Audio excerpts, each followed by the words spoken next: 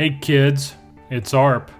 This is the ArpCast, somewhat live from the foothills of the Great Smoky Mountains in eastern Tennessee. Today we talk about different things, weird people, and maybe unicorns and rainbows. We read poetry and short stories too. Most of all, we keep it real. This is the ArpCast, starting now. Good evening. Welcome back to the program. It's ArpCast number 21. November 29, 2017, the last of November. Friday is December 1. We're here with you talking, chatting it up, being cool, being weird, being eccentric, that sort of thing.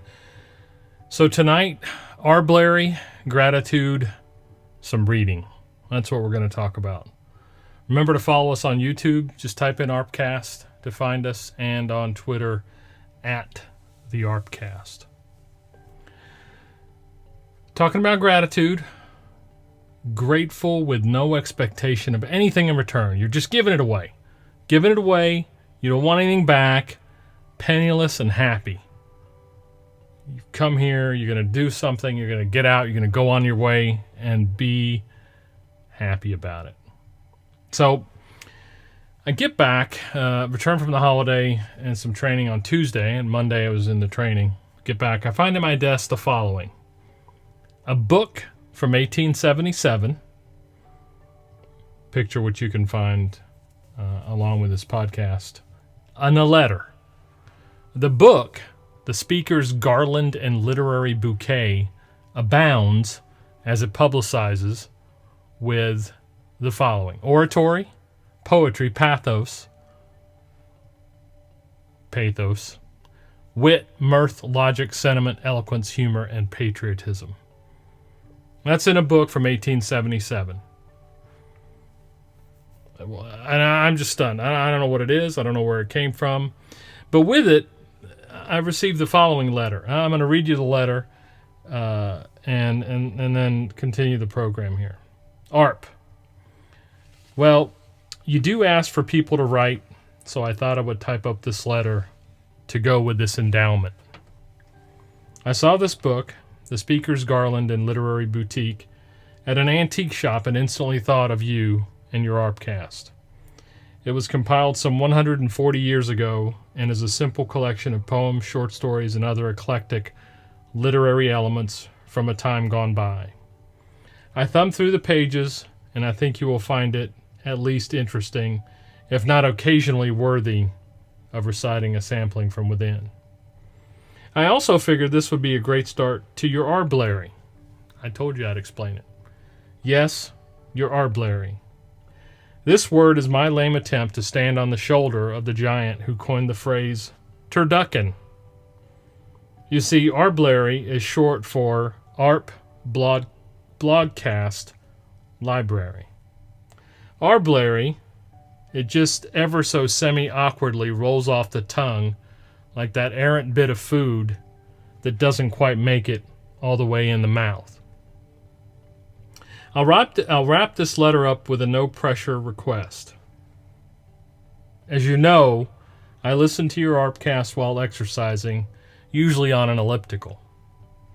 The more ArpCasts you make, the more exercise I will get, and the longer I will likely live.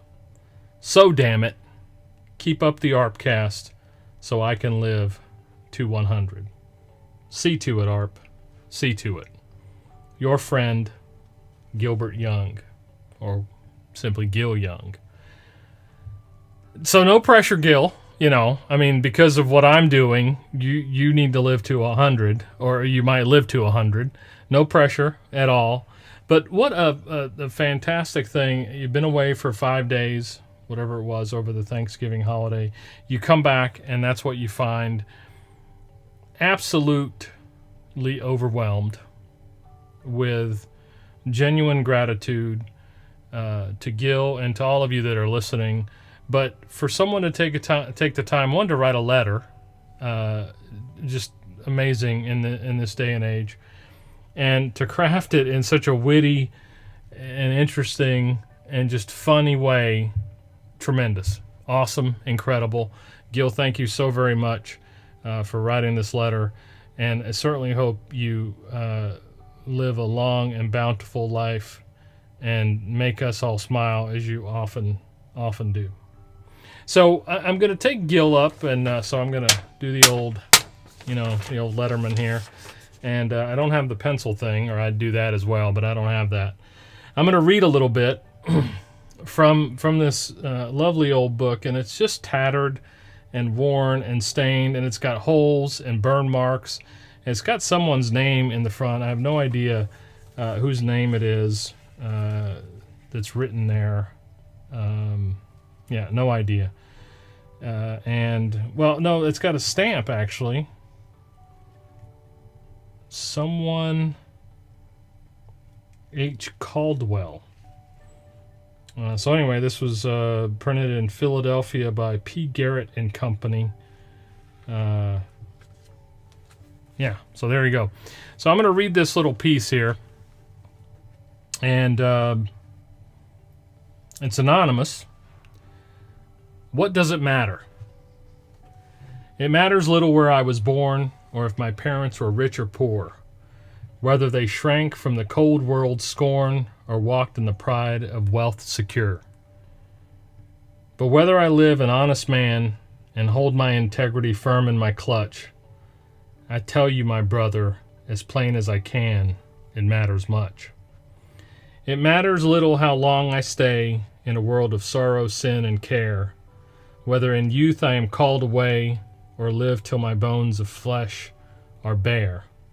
But whether I do the best I can to soften the weight of adversity's touch on the faded cheek of my fellow man, it matters much. It matters little where be my grave, if on the land or in the sea. By purling brook, 'neath stormy wave, it matters little or not to me. But whether the angel of death comes down and marks my brow with a loving touch, as one that shall wear the victor's crown, it matters much. What does it matter? What does all this matter? And I'm still, as a middle-aged man, I guess I can say that now. I was showing some photographs to some friends, colleagues at work of my younger days. What does it matter? Who really cares? What kind of, people talk about legacy and so forth and so on, but it's very much tied back to, I think, what Gil wrote. And this striking sense of your involvement with others, your enjoyment of others' company, your serving of others, in whatever capacity that might be. That focus, that intensity, that energy is what matters. It's just amazing. I mean, again, I am overwhelmed, shocked, surprised by this wonderful gift that I received. And we'll be reading more from this. There's got to be just all kinds of stuff in here. And as I'm leafing through it even now, there are newspaper cutouts, or perhaps cutouts from different parts of the book. Here's something from Amelia Blanford Edwards. No idea who that was, but certainly 140 years ago, we don't know who that was, and nor do we care who that was necessarily. But man, I'm sure she wrote something wonderful and terrific. Read something, reach out to someone, give someone a hug, thank them. This has been the ArpCast. Good night. Well, kids, you know who this is. It's Arp, damn it. You have been listening to the ArpCast, a sensational, fact-filled experience meant to change the world. I'm happy you stopped by. Our sponsors, those greedy, wily bastards, thank you too. Make sure to write. This has been the ArpCast. I'm out.